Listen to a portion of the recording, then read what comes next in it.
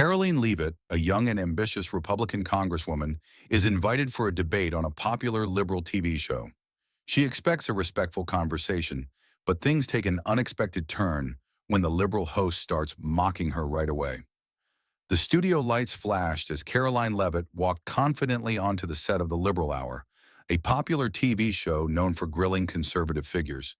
She had been invited to discuss the latest bill she co-sponsored, but the host, a well-known liberal pundit named Adam Price, had other plans. As she sat down across from him, he gave her a pointed smile that barely concealed his smirk. "So, Caroline, it's great to have you on the show," Adam began, his voice dripping with sarcasm. "I'm sure everyone's wondering, how does it feel to be the Republican Party's favorite puppet, especially when you've barely been in office for a year?"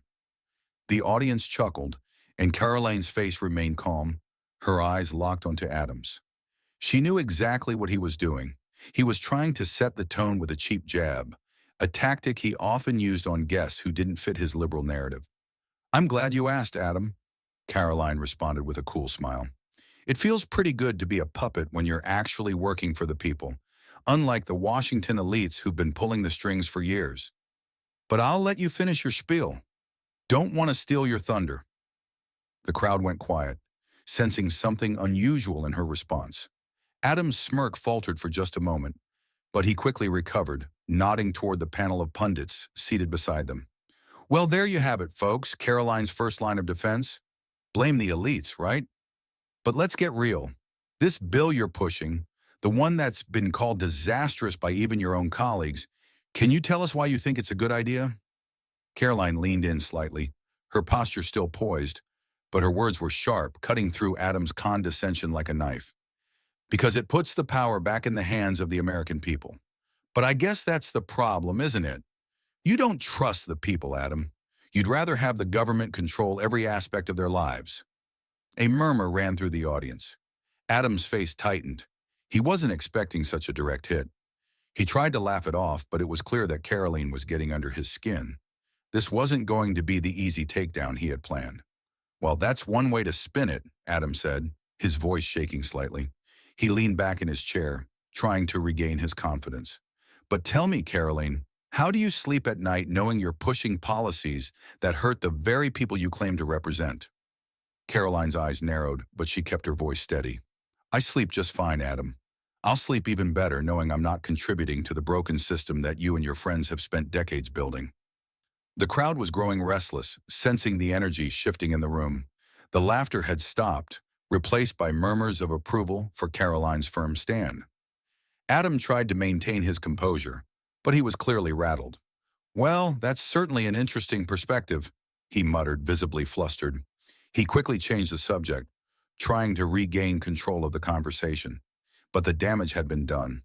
The audience wasn't laughing anymore, and Adam knew it. Adam shifted uncomfortably in his seat as he glanced at the panelists, hoping for backup, but none came. The conservative voices in the room were surprisingly quiet, likely too stunned by Caroline's poise to say anything. He knew he had to regain control before things slipped completely out of his hands. "So, Caroline," Adam said, attempting to change the tone, "you keep talking about the people, but let's talk about facts. Your recent vote on the healthcare bill has been labeled as a disaster by everyone from your own party to independent experts. You really want to tell the American people that your way is the right way?" Caroline leaned forward, her hands clasped on the table in front of her, her eyes never leaving Adam's. The audience was on edge, waiting for her response. She could feel the tension building, the slight tremble in Adam's voice betraying his nervousness. She wasn't about to let him off the hook. "Let's be clear, Adam," she began, her tone measured but firm. "You're only calling it a disaster because it doesn't fit your narrative. The American people are tired of the same broken system, and my bill is a step toward putting them back in control. But you and your liberal friends would rather protect the status quo." The audience's reaction was immediate. There were more murmurs of agreement this time, some even nodding. Caroline could feel the momentum shifting further in her favor. Adam was sweating now, his face reddening as he desperately tried to salvage his image. "Oh, don't give me that," Adam retorted, almost sneering. "You're just repeating the same old lines. It's easy to blame the system, but when your own policies fail—" But before he could finish, Caroline interrupted, raising a finger. Actually, Adam, she said, cutting him off with the calmest of smiles, why don't we talk about your policies instead? You've been making a lot of noise about healthcare, but let's not forget, wasn't it just a few years ago that you were on the record saying universal healthcare was a pipe dream? The room fell silent. Adam blinked in disbelief, his mouth agape. He quickly glanced at his panelists, but they weren't going to rescue him. The clip she referred to was old, but it was damning. It wasn't often that a political figure was caught contradicting themselves on live television, and even less common was when they were called out in the moment. Caroline's calm delivery made the accusation even more biting. She continued, I mean, sure, your epiphany came after a lucrative healthcare lobbyist donation, right? But hey, we all have to pay the bills somehow. The crowd gasped, some laughed nervously, while others were on the edge of their seats watching Adam squirm. He tried to recover, but the smile Caroline wore now had a touch of sharpness to it. She wasn't letting go of the spotlight. Tell me, Adam, she continued, her voice silky yet deadly. When did you become such a champion for the people? When the money was right? Or is it when you realized that peddling ideas you know don't work is your only way of staying relevant? The panelists exchanged uneasy glances, and for a moment it felt like time had stopped. Adam, his face a mixture of embarrassment and anger, stammered as he attempted to regroup. You're twisting my words, Caroline.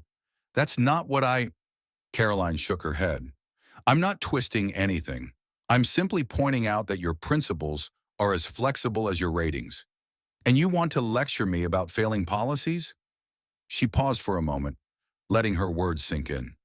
Maybe your problem, Adam, isn't the policies themselves. It's the fact that your audience is starting to see through the act. The audience erupted into applause. Caroline had taken him down without raising her voice, and the impact was undeniable.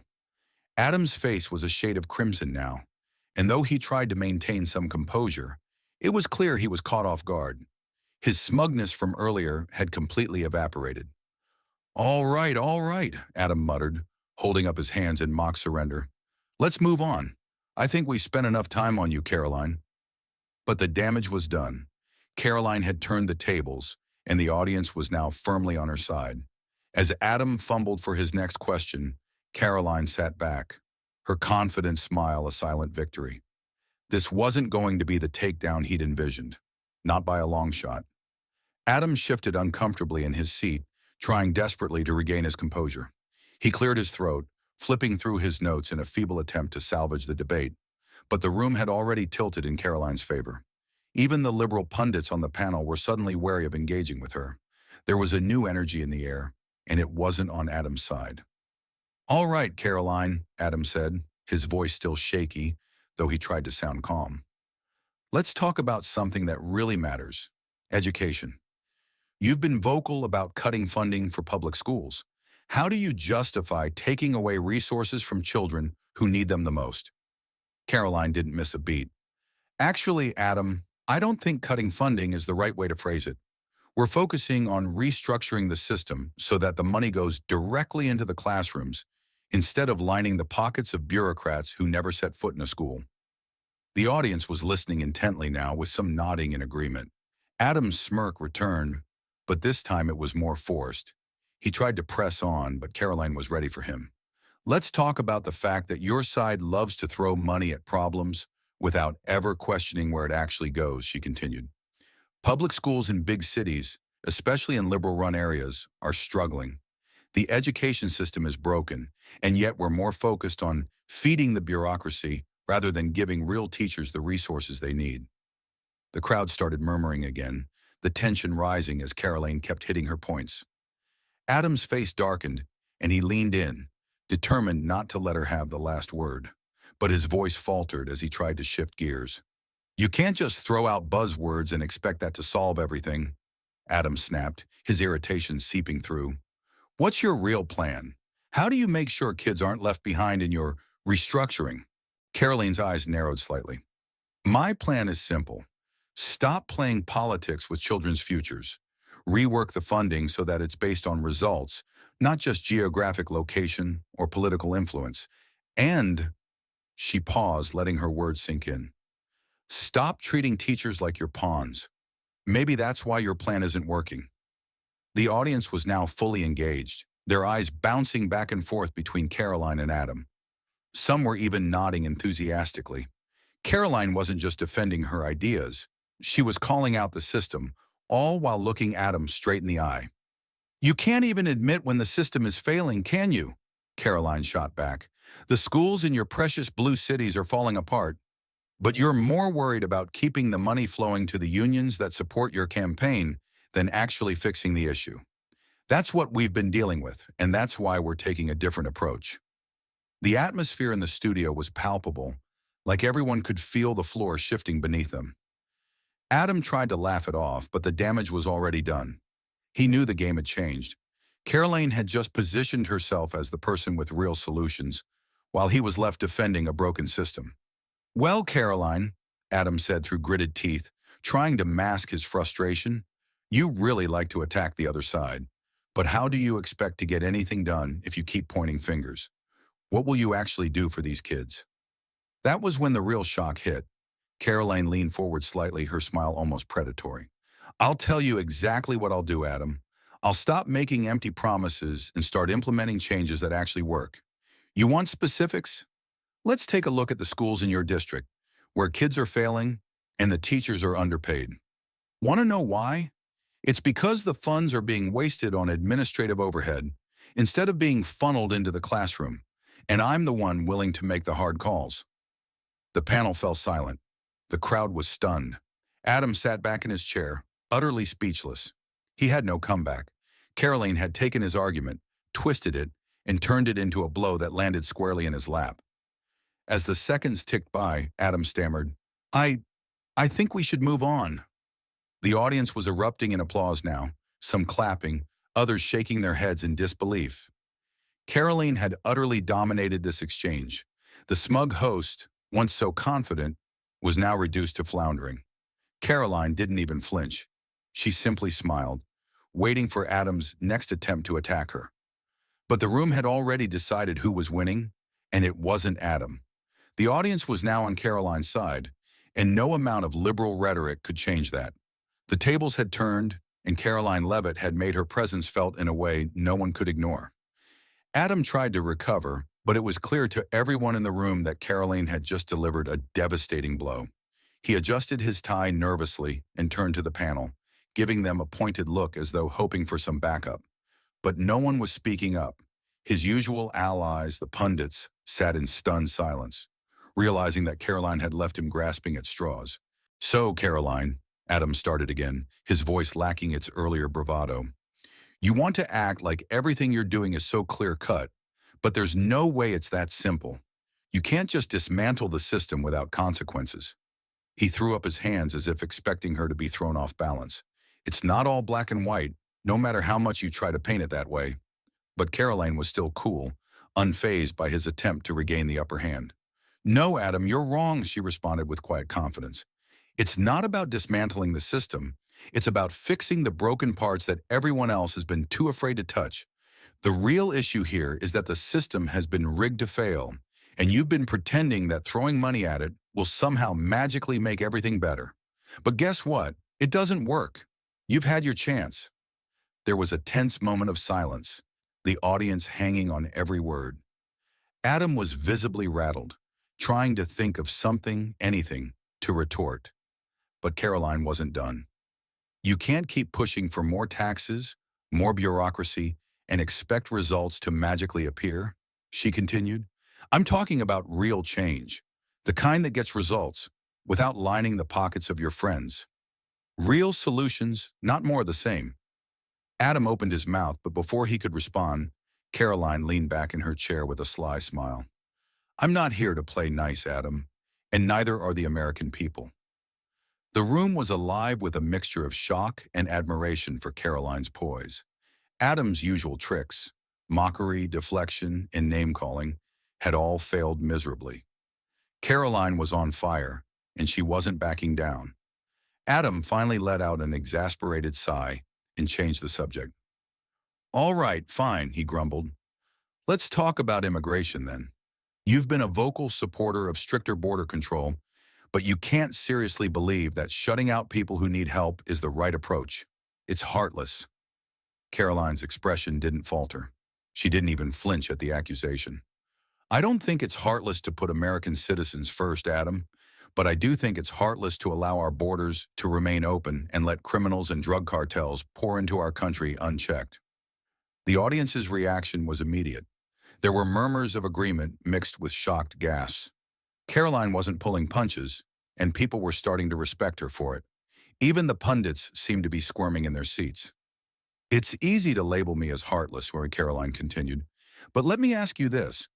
How does it help anyone when we leave our own citizens vulnerable? How does it help anyone to let our healthcare system get overwhelmed by illegal immigration while our own people suffer? She paused, letting the question hang in the air. I'll tell you this. Protecting our borders is protecting our people, and that's the only thing that matters. Caroline's words were met with silence, but it was a different kind of silence. The kind where everyone was thinking, considering what she had said. Adam was visibly losing his grip on the debate, and he knew it. His expression darkened, and he snapped back at her. You're just stoking fear, Caroline. That's all you're doing. You're not offering real solutions. You're using scare tactics to get votes. But Caroline didn't even blink. I'm not stoking fear, Adam. I'm stoking the truth. You're the one pretending that open borders are a viable option. You're the one ignoring the real consequences. Adam opened his mouth to respond, but no words came out. The tension in the room was palpable. Caroline had been dominating the conversation, and Adam was starting to unravel. The audience, once divided, was now firmly behind her. There were more nods, more murmurs of agreement. She was winning, and everyone knew it. Just then, a surprising twist happened. The live audience, once respectful and attentive, began to clap, not politely, but in support of Caroline. The applause was slow at first, tentative, but as Adam tried to interject, it grew louder, echoing through the studio. Adam's face twisted with frustration. His usual confidence had turned into sheer desperation. All right, he finally said, waving his hand dismissively. Let's just move on then. But it was clear. The room had already made its decision. Caroline had just taken down one of the most notorious liberal hosts in the game, and she wasn't done yet. As Adam fumbled for his next question, Caroline sat back, relaxed, letting the silence hang in the air. She had completely turned the tide. Adam's face was flushed with frustration. He could feel the weight of the room pressing down on him. The audience's applause had dwindled, but the support for Caroline was undeniable. He needed a new approach, something to regain control. The liberal pundits around him were still silent, and he knew he was running out of time. All right, he said, attempting to shake off his unease. Let's shift gears. Caroline, you've been vocal about limiting government intervention. But come on, don't you think there are times when government has to step in to protect people? Especially when it comes to things like healthcare and environmental issues? Shouldn't the government have some role? Caroline didn't hesitate. She leaned forward slightly, her hands on the table, her voice calm but filled with conviction. Look, Adam, I believe the government's role should be limited to protecting individual freedoms, ensuring national security, and upholding the Constitution. But when it comes to healthcare, it should be the people who have the power to make decisions about their own lives, not some faceless government bureaucrat in Washington.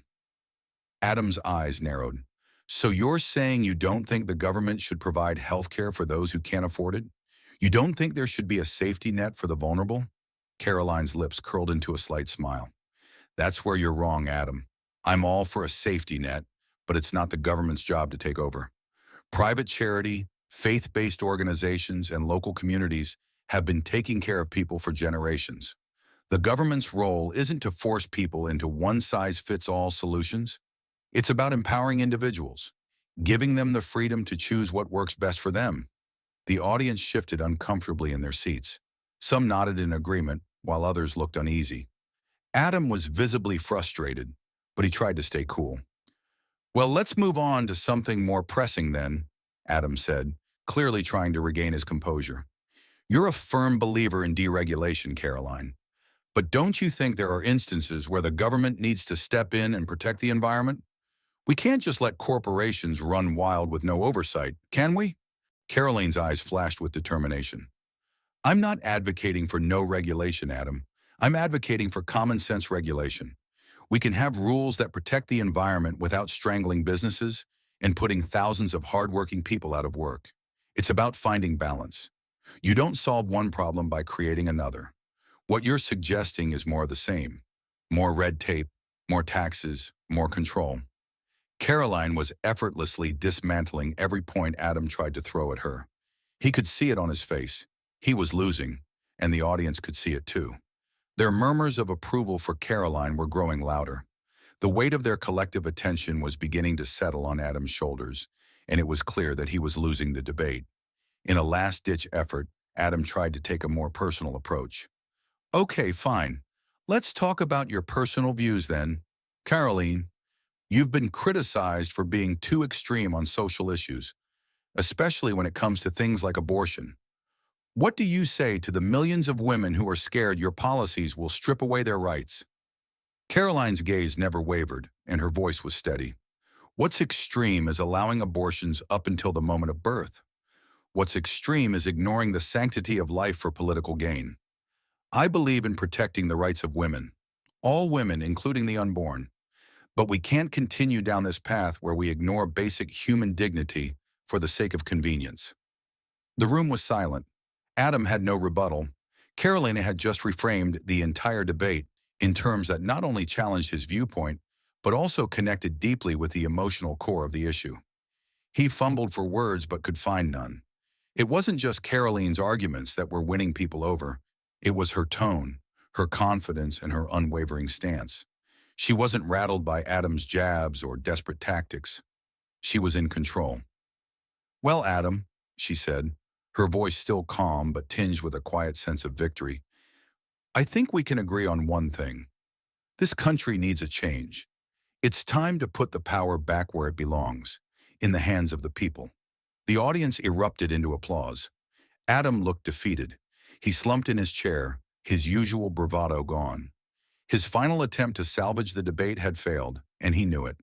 For the first time in the entire segment, Adam struggled to find words.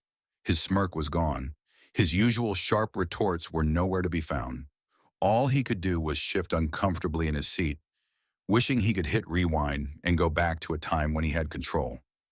But it was too late. The game had changed, and Caroline had won. The applause for Caroline was deafening, and Adam's face was a mixture of shock and frustration. The audience's energy had completely shifted. They were no longer just watching a debate. They were witnessing a stunning political victory. Caroline sat back, a confident smile on her face, her posture relaxed, knowing she had dominated the entire discussion. Adam took a deep breath, trying to mask his embarrassment, but it was clear to everyone in the room that he was rattled. He cleared his throat again and glanced at the teleprompter, searching for a way to end the segment. But there was no easy way to recover from the beating he had just received. All right, Caroline, he said, his voice strained. We're almost out of time, but I want to leave the viewers with something to think about. In all your time in office, you've been criticized for being too focused on your political agenda and not doing enough for everyday Americans. What's your response to that? Caroline's response was sharp and direct, without hesitation. My focus is on everyday Americans, the people who work hard every day, who are sick of the government getting in the way of their success. I'm not here to push an agenda for political elites. I'm here to make sure that the policies we enact actually work for the people, not just for the rich and powerful. There was a final round of applause from the crowd, and Adam's frustration was now palpable. He was cornered. Caroline's message had not only been clear but inspiring, and the audience had bought into it fully. The show had gone from a stage for Adam's usual smugness to a full-blown rally for Caroline's cause. Adam, trying to salvage any dignity, attempted to close the segment. Well, it seems like this has been quite the debate, Caroline. You've made your points? But before he could finish his sentence, Caroline leaned forward, eyes locked on him, her voice calm but heavy with authority. I don't need to make points, Adam, she said softly, almost too calmly. The truth speaks for itself, and the American people are starting to see that. The room grew still. The weight of her words hung in the air, as if they had just dropped like a bombshell. Adam couldn't even muster a response, and the audience, once divided, was now undeniably in Karoline's corner. She had exposed every flaw in his arguments, every weakness in his rhetoric, and had turned the entire debate on its head. Adam sat there, momentarily speechless, staring at Karoline as if trying to find something, anything to use against her. But it was clear to everyone. The fight was over. And then, just as the segment was about to wrap up, something unexpected happened. The camera cut to the live audience, and a few members of the studio staff began clapping in solidarity with Karoline, quickly joined by others.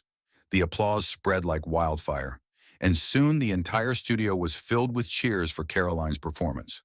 The host was left in stunned silence. As the credits began to roll, Adam managed a tight smile, his voice wavering as he tried to maintain professionalism. Well, that's all the time we have for today. Thank you, Karoline, for joining us. Karoline's smile was pure confidence. Thank you, Adam, she said, her voice still calm, but now holding a touch of triumph. I think we both learned a few things today. With that, the screen faded to black, and the studio lights dimmed. Karoline had not only destroyed Adam in the debate, but she had done it with such grace, precision, and strength that it felt like a masterclass in political strategy. The next day, headlines across the country were ablaze with the news. Karoline Leavitt hilariously destroys liberal TV host on live. His response shocked everyone. News outlets, pundits, and social media were buzzing, discussing how Karoline had taken down one of the most notorious liberal hosts in the country, and done so in a way that left Adam Price humiliated and defeated. Her political stock soared.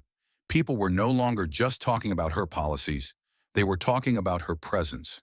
She wasn't just a Republican congresswoman anymore. She was a force to be reckoned with. As the dust settled, Adam Price's show saw a significant drop in ratings, and whispers of his downfall began circulating in the media. But Karoline, she had emerged victorious, and her future was looking brighter than ever. In the end, Karoline's message was loud and clear. The American people were ready for change, and she was the one leading the charge.